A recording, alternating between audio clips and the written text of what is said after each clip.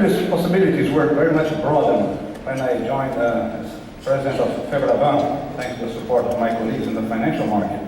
And then I could talk also about self-regulation, could talk about opening the dialogue of the financial system with various sectors of society, talking with the consumer protection agencies, with the unions, with the press, and being a lot closer. Financial system, financial education, by the way, is something that we work a lot. As we get more people incorporated and bancarization, as we call it, have more people, I think the financial system has also the duty and to make sure that there is education, that people understand exactly how to work, how to operate with the bank.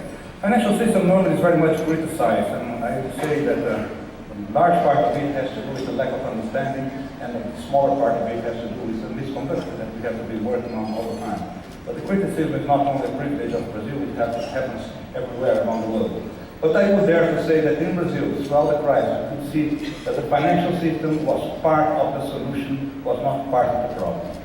In many occasions, we could see that the financial system played an important role in keeping Brazil in the same pace, the same route as we were in the past. Actually, if we look into credit growth, that was one of the main reasons why Brazil grew.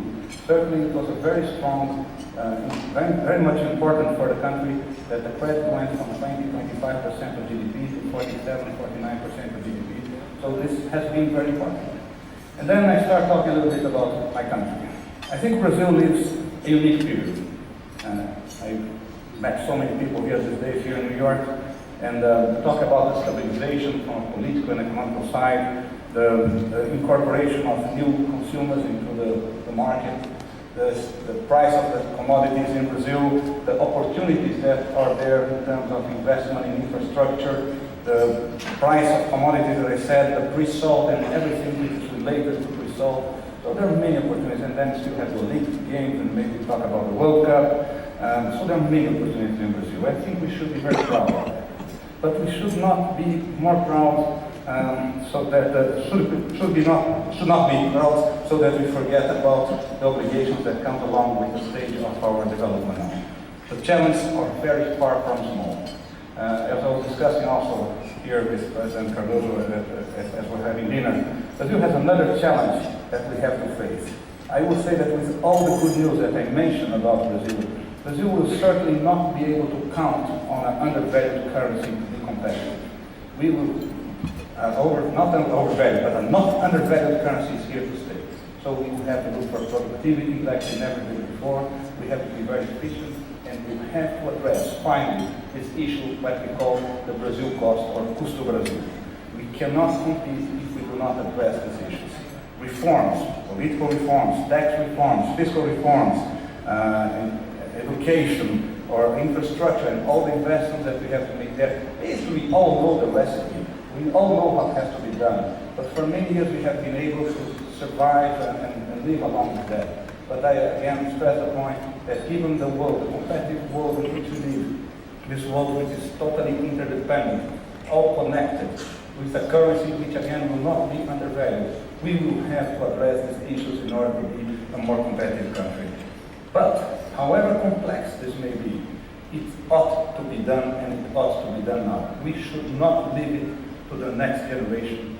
We should mobilize ourselves. I don't believe in the idea that we should be always looking at the government and asking for the government to do everything. We have a hell of a lot to do in our companies, in our day-to-day activities, in order to look for more productivity in the country. And I would not like to have in my generation, to have the burden of the next generation blaming us for not having taken the steps that we should take in order to provide and pave a better future for them. So I think mobilizing society and having everyone working on the concept that we have to look for productivity, we have to really address issues that have been with us for decades, I think is very important. It's part of the price that we pay because we now are at a different stage of our development. But, ladies and gentlemen, although I may have looked like I spoke about two different things, and I spoke a little bit about my values and my beliefs, and then I spoke a little bit about the country, I would say that these are entirely connected. I normally say that if Brazil needs economic reforms, political reforms, but above all, we need a reform of values, what they call a reforma de valores. There are no laws required for that, no congressional approval. There's no need to articulate with any political party. It's just individually done day in, day out on our attitudes, condemning what we call the minor offenses, which translates better in Portuguese into pequenos delitos. I think it's our responsibility, and it can be done on the day-to-day. There is nothing necessary for them.